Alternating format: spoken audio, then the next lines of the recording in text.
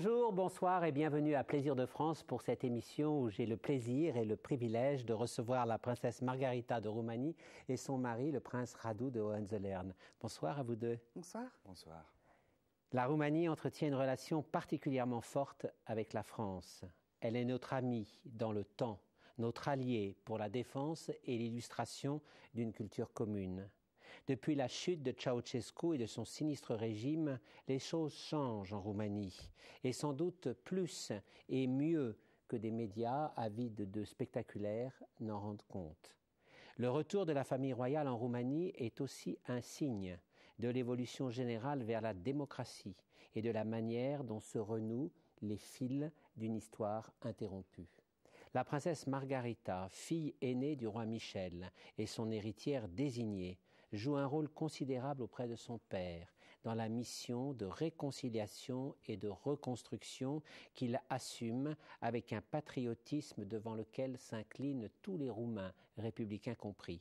Le prince Radu, le mari de la princesse Margarita, qui n'a pas connu les rigueurs de l'exil, a en revanche bien connu celles d'un régime totalitaire, implacable, et il accompagne son épouse dans son action. C'est pour toutes ces raisons que je suis particulièrement heureux de vous recevoir, princesse Margarita et prince Radu.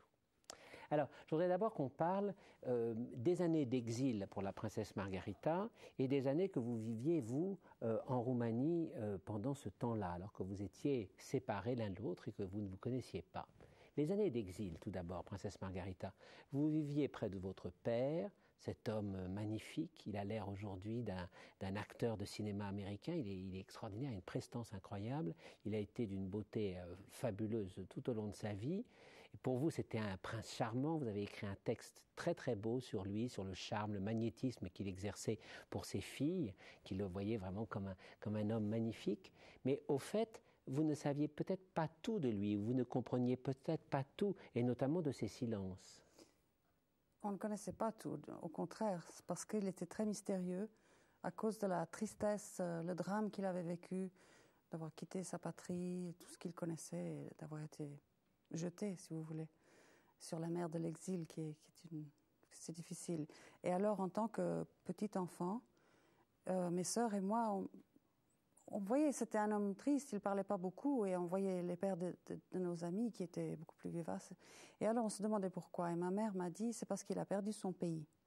Et étant très petite, on s'est dit, mais comment on perd un pays? C'est une notion bizarre. Oui. Bizarre. Et alors j'ai demandé à ma grand-mère, donc la reine Hélène, la mère donc de mon père, et elle m'a expliqué mieux, elle m'a montré des livres, elle m'a fait écouter de la musique, des photos, des albums de famille. Et lentement, on a commencé à parler, à comprendre que c'était une terre interdite. On ne pouvait pas y aller. C'était une souffrance épouvantable là-bas. Il y avait des gens en uniforme qui arrêtaient les gens à la frontière. Et puis, petit à petit, on a vraiment découvert la vraie souffrance des Roumains, pas seulement de mon père. En même temps, il vous protégeait aussi de ces souvenirs-là. S'il restait silencieux, il voulait que vous ayez une enfance à peu près normale, vous et vos sœurs. Oui, peut-être il voulait nous protéger parce que c'était très dur. Et j'ai découvert aussi ça plus tard. Mais après à peu près 10 ans, quand j'avais 10 ans, il a commencé à... C'était comme de l'eau qui sortait, qui avait été arrêtée par une barrière et qui a commencé à couler. Alors là, tout sortait parfois. C'était assez douloureux. Vous aviez une passion pour votre père quand vous étiez enfant. Vous aimez autant votre mère, mais votre père vous a beaucoup marqué parce qu'en même temps, c'était un homme jeune. C'était un homme qui pilotait des avions, qui conduisait des jeeps, qui avait des capacités comme ça d'homme, très très fortes. Et ça, vous en avez rendu compte dans un texte, ça vous frappait beaucoup. Vous disiez, cet homme, au fait, cet homme sait tout faire et il est rassurant. Il est rassurant, mais oui, tout ce que vous dites est vrai, mais c'était plus que ça. C'était une présence très tendre, très douce. Pas comme John Wayne, oui. Non. C'était autre chose. C'était une douceur et une tristesse et une force physique, comme un chêne. Il est comme un chêne. Et alors, en plus, il y avait une dignité intérieure qu'on ressentait en tant qu'enfant. Et ma grand-mère était très importante parce que je voyais comme elle était proche de lui. C'est ça. Et au fond, ma grand-mère, mais ma grand-mère, la reine Hélène, c'était ma mère spirituelle, si vous voulez. C'est ça. Et ma mère sait très bien ça, donc il n'y a aucun problème. Et les deux ensemble, c'était quelque chose d'extraordinaire, surtout quand on nous racontait les souffrances qu'ils avaient vécues, les gens qu'ils avaient rencontrés, quand même Mussolini, Hitler, Progressivement, ça venait, Churchill, ça, oui. tout ça, et c'était extraordinaire. Oui, c'était très, très étrange dans la vie que vous meniez. En même temps, vous dites aussi toujours dans ce texte auquel je fais référence, vous dites qu'il avait un humour très délicat, très discret, un peu mélancolique, qui vous touchait toujours très très fort. Oui, on savait rire dans notre famille.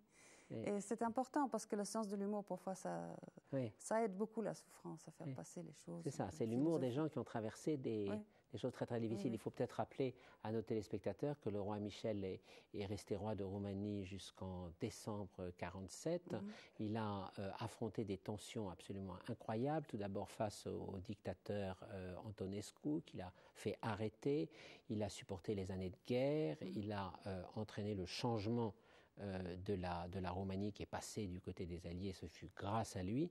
Et ensuite, il a résisté aux communistes jusqu'en... De 1945 jusqu'en 1947, oui. Et ça, c'était dur. Oui.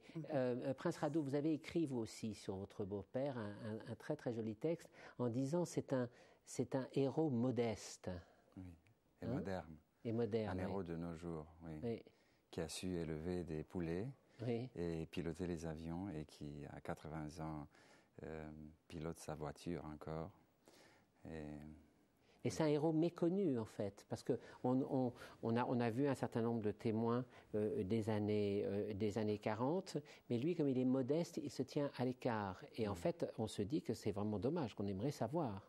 Oui, mais en même temps, vous voyez, s'il a su affronter ces changements de temps et ces changements de vision que le monde a subis pendant ces décennies, il reste toujours très moderne.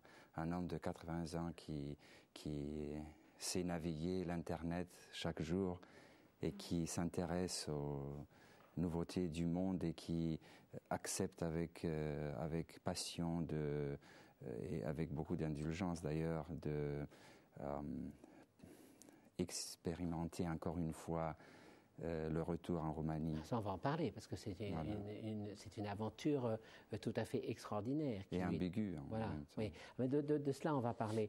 Est-ce que vous aviez conscience de faire partie d'une famille royale? Parce que moi, je me suis amusé une fois de regarder. Bon, je ne suis pas Stéphane Bern, que j'aime beaucoup par ailleurs, mais quand même, je n'ai pas pu m'empêcher, je me suis amusé à regarder votre généalogie. C'est très, très impressionnant quand même de voir tous les... Oui, c'est fou. Oui. Est-ce que vous aviez conscience d'être l'arrière-petite-fille de la reine Victoria, d'être la cousine des Romanov, des Hohenzollern, de tous ceux qui sont dans les journaux? Ça vient lentement, ça, vous savez. Ça vient lentement. Surtout que nous vivions en Angleterre à l'époque, jusqu'à l'âge de 7 ans. Et on avait une vie un peu rurale, un peu comme ici. On élevait, comme mon mari a dit, des poulets, des animaux pour vivre. Votre père était pauvre. Ah oui. Il était vraiment pauvre, oui. Et tout d'un coup, il a été roi et tout d'un coup, à 27 ans, il faut qu'il commence à travailler. À 28 ans. Oui. Et donc, il a fait pilote d'essai, il a élevé des poules. Ma mère a essayé de vendre des villages, des appartements. Enfin, tout le monde s'y est mis. Mais quand j'ai découvert cet, disons, aspect royal, c'est quand on allait à Sandringham ou à Balmoral pour voir la reine Elisabeth, le prince Charles en tant qu'enfant, et on jouait dans le jardin, et que la princesse Anne arrivait avec une petite calèche avec 2 petits chevaux, et je dis tiens, moi j'ai pas quelque chose comme ça, c'est extraordinaire. Et alors lentement, on a commencé à comprendre, surtout quand j'avais 3 ans, je crois que j'étais présentée à la reine Elisabeth à Balmoral, à la campagne. Et on m'a instruit durant les 2 heures de voyage de faire la révérence pendant 4 jours. J'ai oublié, évidemment. C'était très étrange elle a ri. C'était très étrange, une vie entre 2 mondes. Et on rentrait, on faisait la vaisselle et puis on arrangeait les pots cassés. C'est ça. Et alors ensuite vous n'aviez pas d'autre solution que de travailler, donc vous avez travaillé. Oui, mais j'étais élevée comme une personne normale, si je puis dire ça, entre guillemets. Et j'étais à l'école, j'étais à l'université, j'ai travaillé. C'était absolument une chose que je voulais faire et que j'aurais pas pu ne pas faire de toute façon. D'une certaine manière, ça vous a servi, parce que ça vous a mis en contact avec la société telle qu'elle est, quotidiennement. Nous étions dans la société telle qu'elle est quotidiennement, comme vous avez dit, on était pauvres, nous étions dans un village, ensuite on était à Genève et j'étais à l'école comme tout le monde. Et donc je suis une personne tout à fait normale. C'est ça. J'ai dû prendre mon permis de conduire. Quand je suis allée à Édimbourg pour l'université, j'ai pu vivre dans des appartements avec des autres jeunes filles de mon âge. Enfin, quand vous avez travaillé, c'était normal. Tout s'est passé normal. Normalement. Oui. Prince Radu, qu'est-ce qu'on savait de la famille royale en Roumanie quand on y vivait dans les années 80? C'était tellement imprévisible tout ce qui est arrivé que je ne me rappelle même plus. C'est ça. Je me rappelle, il faut juste dire que toute cette période en décembre 1989, ma vie a été divisée en trois, disons. Il y a eu tout un premier moment pendant mon enfance qui était très près du départ du roi. C'était juste un tout petit peu plus de 10 ans. Oui. Donc, c'était pas vraiment très loin. Donc, alors, mes grands-parents avaient la même éducation, le même genre de vie. Et j'ai entendu... culture. Oui. Le monde était pratiquement le même. Il avait été agressé très durement avec des crimes épouvantables. C'est pas le moment de les rappeler. Mais tout de même, il y avait le même esprit. Alors, je me rappelle les années 60, quand mes grands-parents vivaient dans une ville patriarcale avec des jolis parcs, avec des fleurs colorées, avec des petits anges en plâtre au milieu du parc, avec des toutes petites églises orthodoxes où les gens avaient le droit d'y aller. Et alors, évidemment, dans ce contexte, ma grand-mère, une seule fois, m'a parlé du fait qu'au couronnement de mon futur beau-père, elle est allée derrière comment ça s'appelle, les calèches, et qu'elle a dû jeter la paire de chaussures qu'elle avait portée pendant une journée. Mais c'était tout simplement une fois de ma vie. Et puis, le deuxième moment, c'était la décennie où j'ai suivi mes écoles, et là, c'était encore supportable, mais j'ai pris conscience de ce monde qui était un tout petit peu curieux. Mais comme je n'avais pas de comparaison, j'ai été sûr que je vais finir ma vie comme ça. Oui, là, il y avait une présentation très négative de la famille royale, évidemment. Il n'y avait pas du tout de présentation, ça n'existait pas. Et puis la troisième partie, les années 80, là, on parlait de nouveau du roi, mais comme une voix qui venait par les ondes de la radio, et on entendait la radio Europe Libre, qui transmettait chaque année son message de Noël, qui était très important, mais qui n'était pas un message qui nous engageait. Ce n'était pas quelque chose qui militait, qui nous faisait penser à changer les choses. C'était simplement comme une espèce de très beau cadeau qu'on recevait et qui ne engageait pas les gens, qui les faisait réfléchir, qui les faisait rêver à quelque chose qu'on aurait dû avoir le droit. Mais ça venait de très loin. Et ça venait de très loin. Après, j'ai compris que 1000 kilomètres, ça ne veut rien dire. Mais pendant ces années-là, je ne pouvais pas aller à Sofia, par exemple. En Bulgarie, le pays d'à côté. Et alors, comment songer à voir ou à parler à un moment donné de la Suisse? C'est un monde qui devrait un jour être une période de notre continent qui devrait un jour être assumée des deux côtés. C'est ça. Et ce fameux message de fin d'année, c'était très important. Hein. Oui. Chaque année, vous voyez votre père préparer ce message. Et c'est là qu'on a commencé à comprendre, enfin, moi et ma sœur Hélène, qui est la plus grande après moi, qu'il y avait une dimension de lui qui était énorme, qui avait un rayonnement qu'on ne comprenait pas encore. Parce qu'on avait un petit peu une maison qui ressemblait un petit peu avec des boiseries comme ça, et on était en haut, enfermés, parce qu'il ne fallait pas faire de bruit quand ma mère enregistrait sur une vieille machine comme ça. Oui, c'est ça, c'était l'artisanat. C'était presque fait à la cuisine, enfin, quasiment, oui. Et alors, il fallait être silencieuse et rester en haut, et alors, mais on écoutait. Et c'est drôle maintenant, quand mon mari parle ça me donne beaucoup d'émotion, parce que je pense qu'on avait, même sans se connaître, ce lien un peu spirituel. Je pense que ça peut être notre cinquième dimension, quelque chose. Que moi, j'entendais le message être préparé et lui, il l'écoutait de l'autre côté. Oui. C'est ça. Caché, je crois que vous n'avez pas le droit de... Ça, oui. Vous n'avez pas le droit d'écouter, en plus. Tout à fait. Là, c'est... Oui. Alors, en 92, votre père est revenu pour la première fois en Roumanie après 45 ans de régime communiste, et ce fut ça fut un moment d'émotion incroyable. Il y a tout un film sur cela, mais voilà juste un moment lorsqu'il s'apprête à repartir.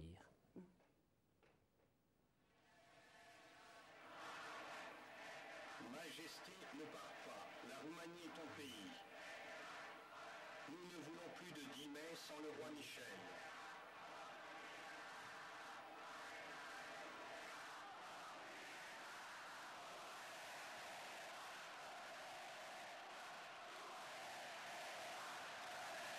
À l'hôtel Continental. C'est impressionnant à voir. Hein. On a juste quelques secondes, parce que moi je regarderais ça pendant des heures en fait. Tellement c'est frappant. Oui.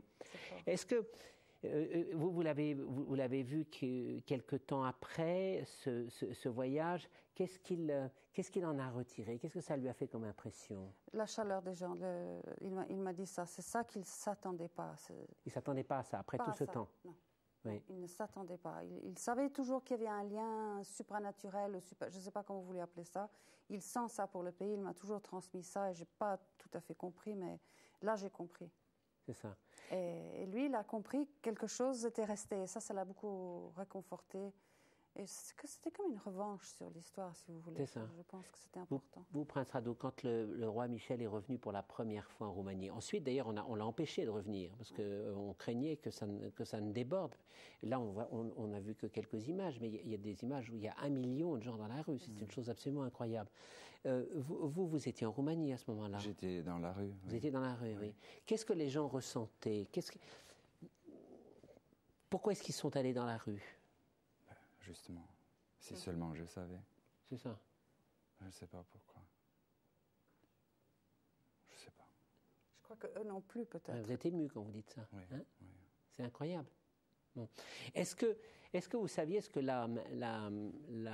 l'histoire, ce que votre famille avait fait pour la Roumanie dans le passé? Bien sûr, à ce moment-là, vous saviez. Hein?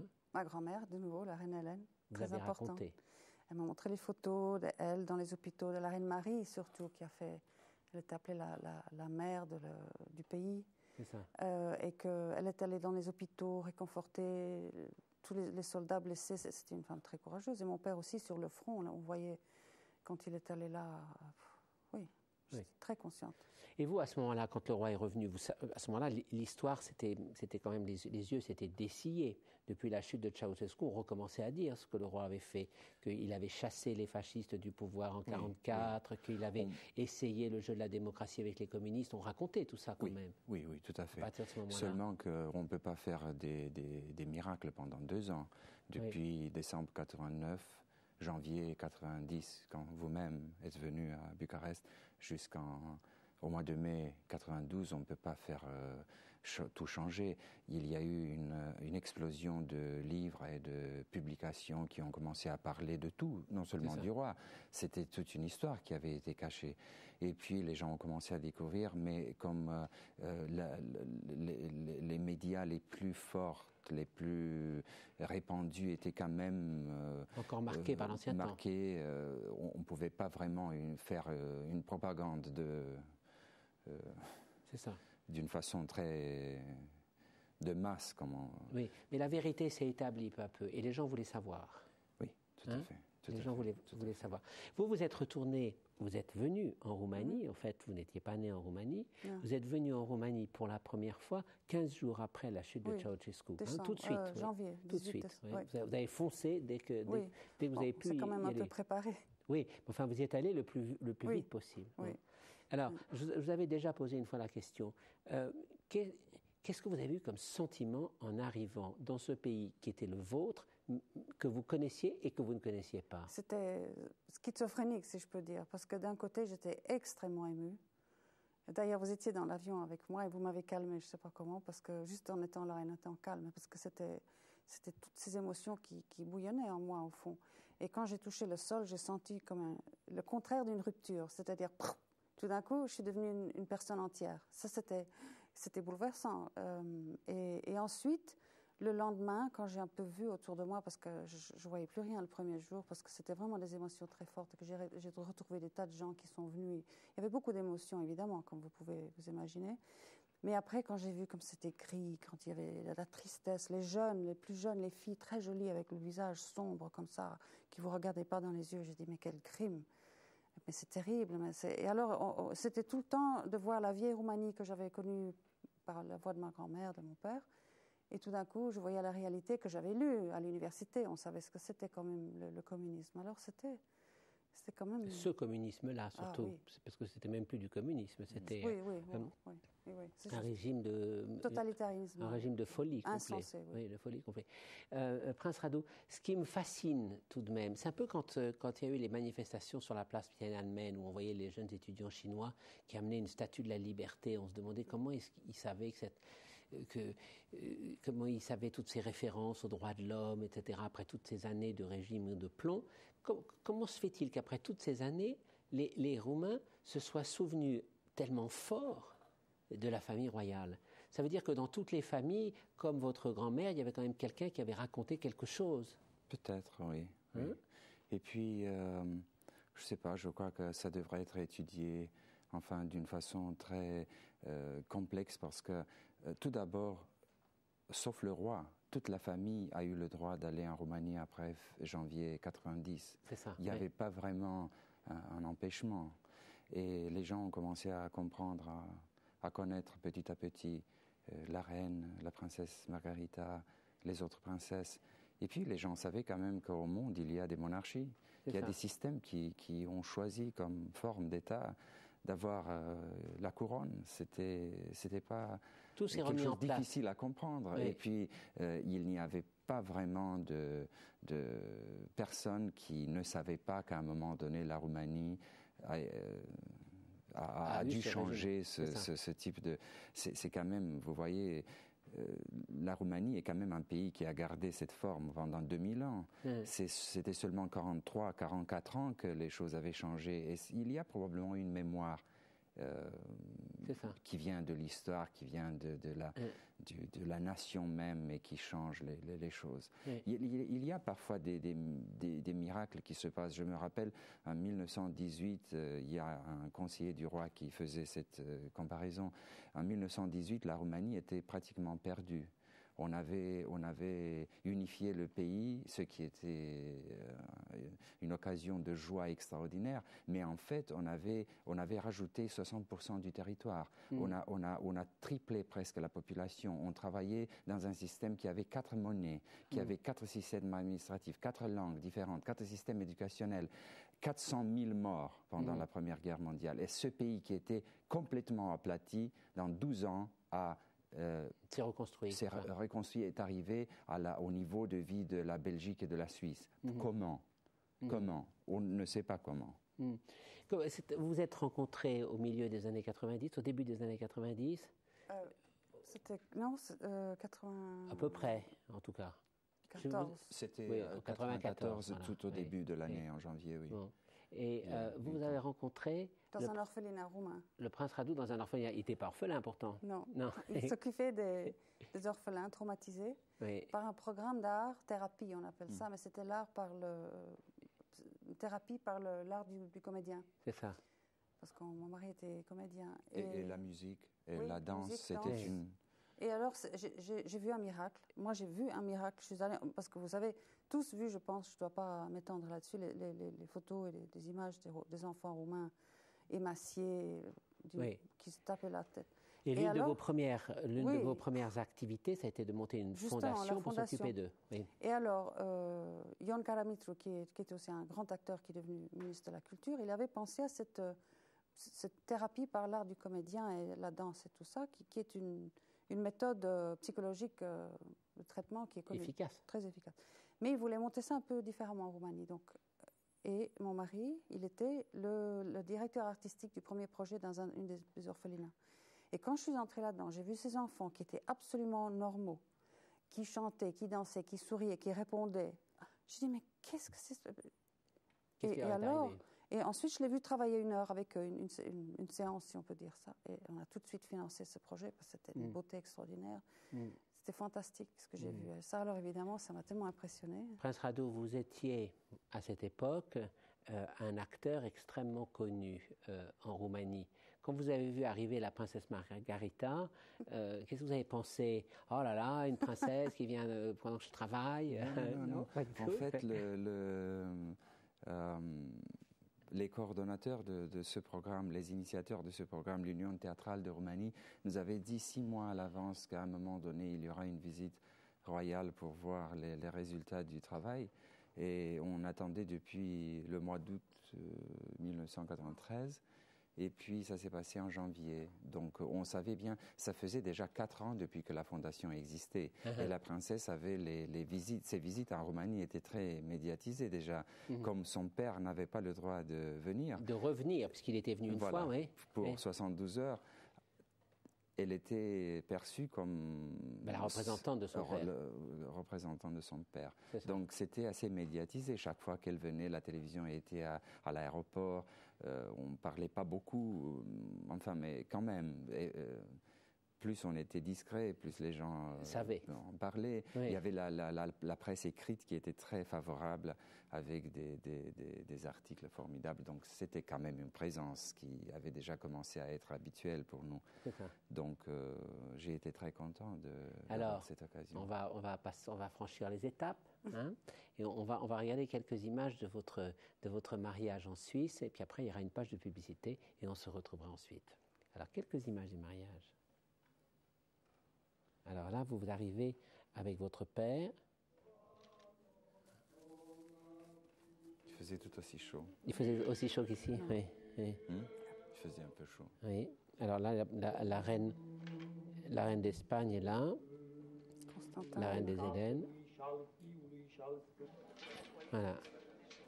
Et nous allons retrouver nos mariés, la princesse Margarita de Roumanie et le prince Radu de Hohenzollern, après une petite page de publicité.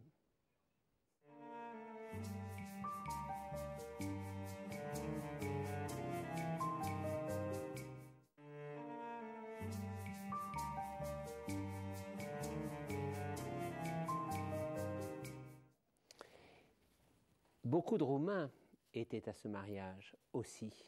Ils sont venus comment? Ils sont venus en autobus? Oui, beaucoup sont venus en autobus. C'est ça. Ça durait, je crois, 3 jours de péripéties, leur voyage.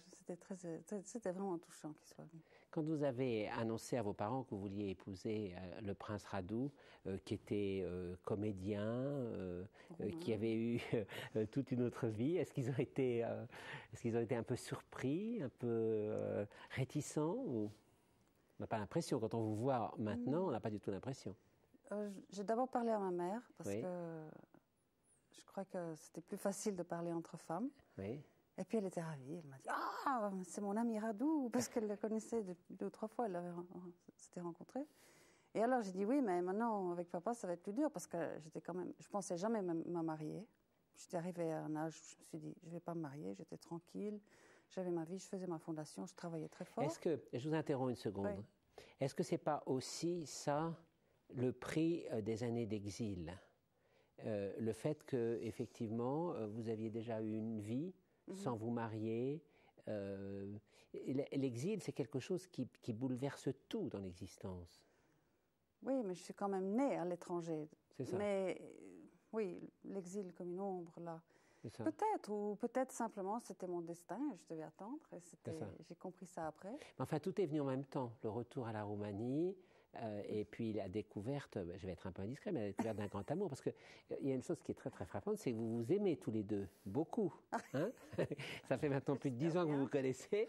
Mais c'était mystérieux, parce que quand on s'est connus, c'est pas qu'on a commencé à sortir ensemble, aller au cinéma, pas du tout. On se voyait tous les 6 mois, une fois par hasard, mais complètement par hasard. Une fois à Paris, dans la rue, parce que c'était les funérailles de Eugène Ionesco. Il était là, il venait du Cameroun, et moi je venais de la Suisse. Et paf, et je devais pas venir, parce que... Et on s'est rencontrés là.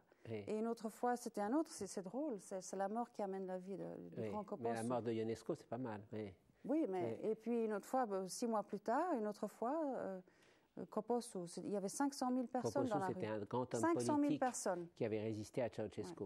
Oui. 500 000 personnes. Et il vous a trouvé quand même dans les 500 000. Mais la voiture s'est arrêtée, lui, il était au feu rouge. C'est ça. C'est comme si Dieu disait, mais qu'est-ce que vous attendez, vous deux? Et alors là, c'est allé tout de suite. Qu'est-ce qui a fait le premier pas? la reine. Oui, c'est la reine. Votre mère? Oui. Oui, elle a Nous compris étions à quelque l'hôtel chose. Continental ce soir-là, après les Oui. funérailles de Cornelio Coposo. Et je suis venu pour dire bonjour. Et puis la reine était dans le salon. Et à un moment donné, elle a dit, quand vous allez finir, vous deux, de vous regarder dans les yeux, donnez-moi la télécommande, je ne veux pas louper le journal. C'est ça. Tout d'un coup, il y en a qui choqués, les C'est deux. une phrase de film, ça. C'est formidable. Après Passez-moi la... 3 ou 4 ans. Oui, arrêtez de vous regarder, passez-moi le zapper que je Mais regarde on le a été journal. choqués parce que je ne Oui. me rendais pas compte. Et Vous lui, il ne rendiez se pas rendait compte. pas compte. Il s'est Oui. dit, mais qu'est-ce qu'elle dit? Alors ça, c'était en un temps où vous pouviez aller en Roumanie, où votre mère pouvait y aller, mais votre père ne pouvait Non. pas encore y retourner. Comment est-ce que vous a accueilli le roi Michel dans sa famille, Prince Radu? Je suis allé à la Villa Serena la première fois en janvier. La Villa Serena, c'est la maison à Genève, oui. Oui, en février, pardon, 1996, Oui, en peu hiver. importe, oui. Et puis,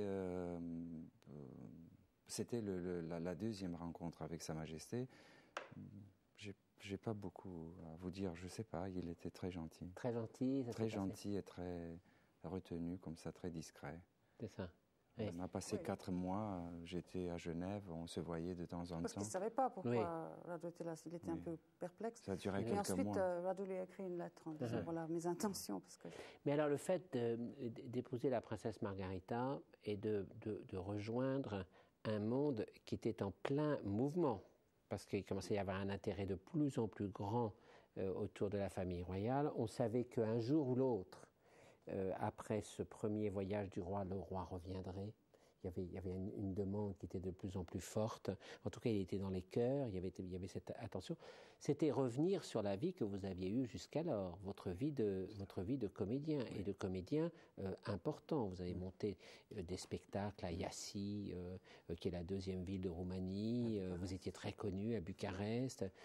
Vous avez fait ça sans difficulté ou... Au niveau de la famille, c'était pratiquement sans difficulté. On menait une vie assez tranquille. On était de temps en temps les deux chargés par le roi pour le représenter quelque part. En Europe, c'était très facile parce que l'Europe n'était pas surprise de voir une famille royale en exil. En ce qui concerne la Roumanie, ma préoccupation a toujours été de garder une discrétion pour pouvoir continuer de accomplir notre devoir tel qu'il était, en permanente transformation d'ailleurs. Et j'ai eu peut-être cette, comment dirais-je, cette sagesse de comprendre que les choses sont difficiles à chaque moment et que les choses bougent d'une façon très profonde et que les gens sont perturbés par leur passé et surtout par leur présent, par leur mémoire, et qu'il ne faut pas forcer les gens à faire des gestes durs, que ce soit pour ou contre. Et pour vous, c'était un geste dur, vous abandonniez le théâtre. Oui, je ne l'ai pas abandonné tout d'un coup, mais petit à petit, c'était ça, en fait, le chemin. Et je l'ai assumé avec beaucoup de plaisir et de confiance. Et puis, ce que je veux dire, c'est que si on peut caractériser ces années depuis notre mariage jusqu'à l'année passée, ma philosophie a été celle de garder la discrétion et d'essayer de comprendre tout, d'être... Non, mais vous êtes extraordinairement attentif à la fois à l'histoire de la famille royale, à ce qu'elle peut faire, à l'évolution de la Roumanie, à tout cet ensemble de choses. Et on a le sentiment, princesse Margarita, que la présence du prince Radu dans votre famille, parmi vous, est très importante aussi. Hein? C'est un énorme enrichissement. Ah oui. Spirituel aussi, je dirais, mais aussi intellectuel. Je dirais presque, c'est presque comme le fils que votre père n'a pas eu. Oui. Hein? Oui, il l'aime beaucoup, il est très proche, il discute tout avec lui. Mais en plus, ce qui est intéressant, maintenant, mon mari a aussi une position officielle dans le pays. Il est devenu son conseiller officiel. Et ça, c'est très important aussi, parce que ça montre que nous faisons des choses actuelles, modernes. Alors, de tout ça, on va parler. De tout ça, on va parler, parce que c'est une chose quand même tout à fait extraordinaire, votre statut en Roumanie actuellement. Mais puisque nous parlions au prince Radu de son précédent métier, qui est toujours pour lequel il a toujours une très très grande affection, et il s'est produit à Paris encore il y a quelques années dans une pièce qui était très difficile au Théâtre Molière, pour bien faire comprendre ce que ça a pu être que de changer ainsi de vie à nos téléspectateurs. Nous sommes allés voir quelqu'un qui a travaillé avec lui et qui a la plus grande admiration pour son travail de comédien, à savoir Bertrand Tavernier. Regardez. Alors j'ai rencontré pour la première fois Radu Duda durant la préparation de Capitaine Conan en Roumanie. Je venais choisir des comédiens qui pouvaient parler français. Il y avait un certain nombre de rôles conséquents que je devais attribuer à des Roumains. Et j'ai vu une cassette de Radu Duda dans laquelle il parlait de ses expériences théâtrales, de différents travaux qu'il avait fait au théâtre, en français. Et quand je l'ai rencontré, il m'a d'abord été extraordinairement sympathique. J'ai trouvé qu'il était intelligent, vif, et j'ai très vite senti que c'était l'homme du rôle. Donc il joue un policier, et il a su composer un personnage qui n'est pas forcément proche de lui, avec beaucoup d'astuce et d'intelligence. Dans Laissez-passer, j'avais besoin d'un acteur pour jouer un décorateur d'origine russe. Quand on m'a décrit le décorateur, qui était quelqu'un qui devait paraître élégant, intelligent, fin, il fallait faire sentir le côté aussi artiste, j'ai immédiatement pensé à Radu et je lui ai donné ce rôle qui est à l'opposé du policier, d'une certaine manière, de Conan. Ce que je peux voir, c'est que c'est un acteur qui a une forte expérience, qui est aussi habile en français que dans sa langue maternelle, qui a un rapport très fort avec des textes, des personnages classiques et modernes, et que je pense qu'on l'a vu dans un grand nombre et de mises en scène de théâtre, de pièces importantes. Ça se sent tout de suite. Oui, je trouvais que c'était intéressant de rappeler cet aspect-là aussi. Hein. Mais c'est intéressant, et puis ça milite pour tout ce que vous faites aussi. C'est-à-dire que vous êtes allé à la Roumanie, hein, et vous avez en face de vous quelqu'un qui était la Roumanie pendant toutes ces années-là. Et c'est symbolique aussi, cette manière dont vous vous êtes retrouvés et unis. Alors, on en vient justement à ce qui se passe maintenant. C'est quand même une chose incroyable.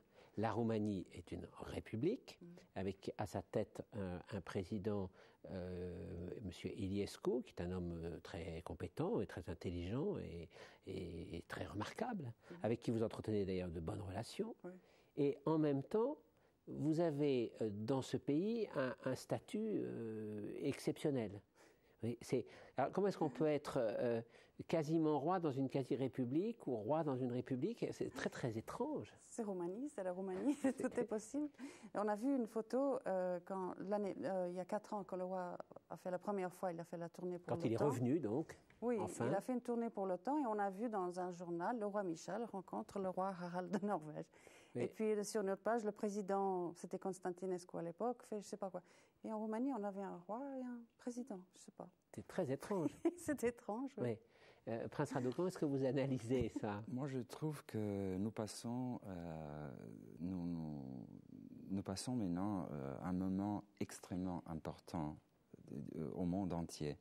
Je crois qu'il pourrait y avoir une réponse à cette question seulement si on voyait d'une manière tout à fait large le spectre des choses extraordinaires qui se passent au monde. Vous avez un acteur qui est prince dans une république, mais vous aviez aussi un acteur qui était président des États-Unis, un acteur qui était ambassadeur, Shirley Temple, Vous aviez aussi une actrice qui est devenue princesse souveraine d'un pays. C'est un siècle qui a donné beaucoup de comédiens. Et parfois, des comédiens très, très doués. Parmi les dictateurs européens, notamment. Vous voulez dire dictateur, vous voulez encore rajouter, on a déjà une république, une royauté, on voulait rajouter une dictature, on n'en sortira jamais. Ça devient incompréhensible. La deuxième chose, c'est qu'après, maintenant c'est l'étudiant du collège militaire qui vous parle, il y a quand même après 99, après 89, 91, 90, il y a quand même une espèce de profond changement qui se passe au monde entier. On n'a jamais expérimenté le passage depuis le capitalisme, depuis le communisme au capitalisme. C'est quelque chose qu'on n'a même pas pensé que ça se passera un jour. Et quand le phénomène est arrivé, on n'a pas vraiment su comment le gérer. Et on ne sait pas encore comment faire. On n'a pas des vraies recettes. Et la même chose avec la monarchie, c'est une idée qui existe, qui fait partie de l'identité nationale. Il se trouve que le pays est une république et qu'il faut assumer le passé, et le passé très récent d'ailleurs. Et c'est là où la sagesse doit parler. Je ne sais pas comment est-ce possible. Ce n'est pas si on disait que c'est une ambiguïté ou une politesse ou une façon d'être habile des autorités roumaines, ça ne serait pas suffisant. Je crois que c'est plus complexe que ça. Oui. Comment est-ce que votre père, qui maintenant s'est réinstallé en Roumanie, qui est entouré énormément d'estime et d'honneur, enfin, il a un statut en tout cas officiellement déjà d'ancien chef d'État, comment est-ce qu'il vit ça? Il faudrait lui demander vraiment en profondeur à lui, parce que je vois un petit peu de l'extérieur. Je vois que d'un côté, il était à Timișoara pour Pâques. Il a parlé avec le métropolite en public et ils étaient tous les deux en larmes. Et je me suis dit, mais qu'est-ce qui se passe? Parce que parfois, il ne montre pas. Donc, il y avait l'affection de tous les gens autour de lui. Aussi la tristesse de toutes les années perdues. La frustration de ne pas pouvoir faire plus. Parce que s'il était dans une position comme il était avant, il pourrait faire plus. Mais il fait beaucoup en même temps. Oui, parce que par exemple, il plaide le dossier de la Roumanie auprès de l'OTAN. C'est tout un mélange. C'est un mélange. Vous savez, c'était une vie quand même difficile, de beaucoup de points de vue. Et cette rupture terrible, cette amputation de son pays, à un âge 27 ans, c'était dur. Ensuite, se recycler, de tout perdre, tout. Imaginez, vous n'avez plus votre mouchoir, vous n'avez plus votre chien. Tout perdre. Ça, c'est dur. Ça reste. C'est des gens qui ont peut-être passé des moments plus terribles que lui parce qu'ils ont été mis en prison. Mais je pense que ces gens ne récupèrent jamais. Ils ont toujours une blessure. Oui. Et là, une chose qui est très frappante, c'est votre mère qui s'est complètement adaptée à cette vie. Je veux dire, ce ne sont pas, on peut le dire, ce ne sont pas des gens tout jeunes quand même. Non. Ils sont. Lui, il est revenu avec tout ce qu'on imagine, mais enfin, il connaissait. Tandis que votre mère ne connaissait pas. Elle s'est parfaitement adaptée. Oui, c'est extraordinaire. C'est incroyable. Elle adore ça, elle est tombée amoureuse de la Roumanie, c'est ça, c'est mon explication. Bon. Et vous, à votre génération, alors, qu'est-ce que vous pouvez faire? Quel est le plus important à faire? Participer aux travaux de la Fondation Princesse Margarita pour les enfants, pour les personnes âgées, ouvrir la maison. Votre maison est une maison ouverte. Tous les intellectuels de Roumanie viennent, sont les bienvenus. Vous voyez beaucoup de monde, vous sortez beaucoup, vous réactivez complètement cette idée. Qu'est-ce que vous pouvez faire de plus ou qu'est-ce que vous pouvez faire d'autre? La chose la plus importante, c'est de connaître exactement qu'est-ce que veut dire la Roumanie aujourd'hui, qu'est-ce qu'elle est aujourd'hui, qu'est-ce que la nation, le peuple vraiment désire et a besoin, et puis d'identifier notre vraie position là-bas, sans avoir des idées préconçues ou des plans à l'avance. C'est un symbole très puissant, la couronne. Ça fait partie de l'histoire et de la Roumanie et il faut bien utiliser ce symbole, cet objet dans le bon sens et ne pas blesser quelqu'un ou trahir quelqu'un d'autre. Et je trouve qu'il y a énormément de choses à faire dans le présent. Tout à l'heure, je disais, dans le petit commentaire liminaire, je disais que beaucoup de choses avaient changé en Roumanie. Vous n'êtes pas frappé de voir que l'image de la Roumanie reste encore assez mauvaise à l'extérieur. On voit toujours que des images dramatiques. Oui. En vérité, c'est pas si simple. Il y a beaucoup de choses qui se passent et beaucoup de choses qui sont porteuses d'espoir quand même. Oui, et je dois dire, franchement, ici, ça m'énerve beaucoup, cette histoire de montrer les enfants malades du sida, les chiens errants, des choses comme ça. Même si ça existe. Hein. Ça, oui, ça existe ici aussi. J'ai vu ici une personne qui était dans la rue, qui avait pas de... Il dormait dans les journaux. Ça arrive à Londres. Oui. Mais il y a tellement de choses en Roumanie qui sont extraordinaires, qui vendraient aussi des journaux. Et il faut les montrer. Et je crois qu'on fait aussi partie de ça. On a pensé renouer avec les traditions et de montrer cette histoire extraordinaire qui est quand même ce changement envers nous. Je crois que c'est comme un symbole. Et ayant aussi récupéré certaines propriétés, on doit aussi utiliser ça pour le bien de la nation. Ce n'est pas la langue de bois, mais vraiment de faire revivre l'artisanat, les traditions et en même temps former les jeunes. Donc il y a un lien entre le passé et l'avenir et on doit faire le pont. Il y a une chose aussi, un mot qu'on n'a pas dit, parce que que les choses soient bien claires. Vous avez une tradition démocratique. Oui. Parce que votre père, pendant les périodes où votre père était là, votre père a travaillé pour la démocratie. Oui. Il a chassé le dictateur. C'est vrai. Hein? Il a présidé aux élections. Il a essayé de faire vivre le pays dans un état démocratique. Ensuite, toute sa vie, il a mené la vie d'un citoyen. Oui. Un citoyen expatrié, mais d'un citoyen. Et ça, c'est une chose qui est importante. Contrairement à ce qu'on pourrait croire, vous venez aussi avec un bagage démocratique qui est très fort. Ça, c'est vrai. On utilise ça le plus possible. Même dans nos relations les plus simples, à la Fondation aussi, les relations entre le personnel et moi. Et dans chaque chose qu'on fait dans la vie, on essaye, par l'exemple, ou simplement en vivant avec les autres personnes autour de nous, d'incarner ces valeurs-là. Ces principes. Oui. Je vous propose de regarder tout de suite encore une image du roi Michel quand le roi Michel était enfant, parce que je trouve que c'est une image qui est très émouvante. Et puis après, malheureusement, on sera obligé de se quitter. Alors on regarde cette image qui est presque comme une image d'adieu.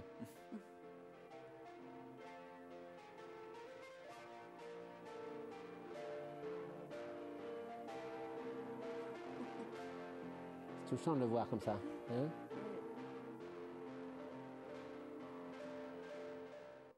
Et Prince Radu, ça c'est des images qu'on ne voyait pas durant votre enfance. Non, hein? Non, on ne voyait pas.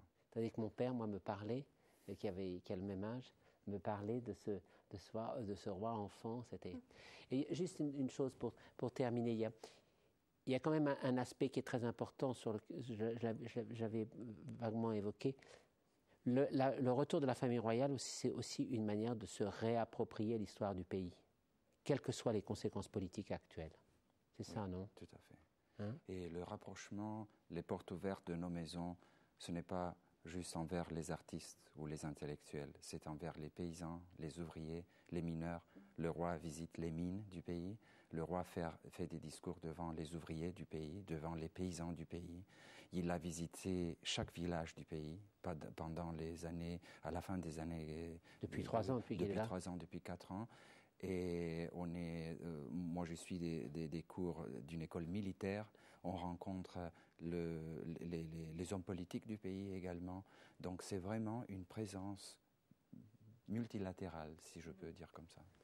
Alors avant de se quitter, je voudrais vous montrer des livres, ce que je fais toujours. D'abord, il y a un livre excellent, excellent, sans aucun schématisme, qui permet de vraiment bien comprendre ce qui s'est passé à travers l'histoire roumaine et ce qui s'est passé durant ces dernières années. C'est l'histoire des Roumains aux éditions Fayard par Catherine Durandin, qui a d'ailleurs interviewé votre père. C'est très intéressant ce qu'elle dit, et qui a interviewé aussi le président Iliescu et tous les autres.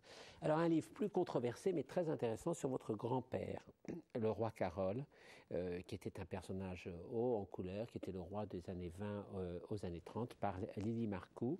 Et puis, un très très joli livre, alors ça c'est aux éditions Pygmalion, et puis un très très joli livre, La Roumanie au petit bonheur. C'est un éditeur que je ne connaissais pas, Quelque part sur Terre, les éditions Quelque part sur Terre. C'est un livre absolument ravissant, un livre de photos avec des visites à travers la Roumanie profonde. C'est très, très, très joli. Et puis alors, évidemment, par Radu Varia, quand même, le grand livre sur Brancusi. C'est un livre somme, oui. Hein, c'est le livre édité par Gallimard. C'est vraiment le grand livre sur Brancusi. C'est un livre remarquable. J'ai remarqué d'ailleurs avec stupéfaction qu'une sculpture de Brancusi vient de se vendre un nombre impressionnant de dollars. C'est la sculpture qui se sera vendue le plus cher au monde lors d'une vente aux enchères. Aux États-Unis. Aux États-Unis, voilà. Oui. Et puis pour terminer, comme je sais que vous aimez beaucoup Palladio, oui. Hein, alors, et que la Roumanie est un pays d'architecture, Bucarest c'est tout à fait passionnant comme histoire de l'architecture contemporaine. Alors on peut finir avec un livre sur Palladio, l'œuvre architecturale. Je ne sais pas quel est l'éditeur. Ah mais si, l'éditeur c'est Flammarion qui fait des livres absolument superbes. Merci beaucoup Princesse Margarita et Prince Radu d'avoir été avec nous pour ce plaisir de France. Merci.